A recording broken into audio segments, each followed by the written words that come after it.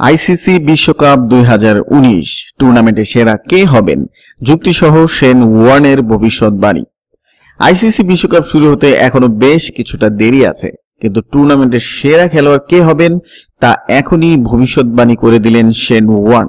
তার মতে 1 বছর নির্বাচিত থাকা অজি ব্যাটসম্যান ডেভিড ওয়ার্নারই বিশ্বকাপের সেরা হবেন।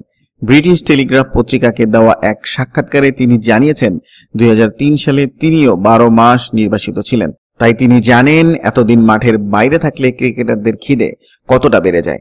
ওয়ার্ন জানিয়েছেন নির্বাসনের পরে 4 বছর তার ক্যারিয়ারের সেরা সময় ছিল।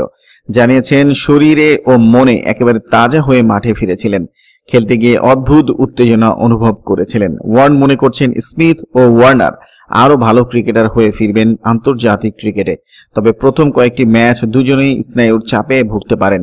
আস্তে আস্তে ফের মানিয়ে নেবেন সর্বোচ্চ পর্যায়ে এবং তাদের জন্যই এইবার বিশ্বকাপে তিনি বাজি ধরছেন নিজের দেশের উপরেই। বন্ধুরা, এই কথার যুক্তি কতটুকু বিশ্বাসযোগ্য তা আপনারাই আমাদের কমেন্টস করে জানান। এইচটিভি ক্রিকেট ইউটিউব চ্যানেলটিকে সাবস্ক্রাইব করে আমাদের সঙ্গেই থাকুন।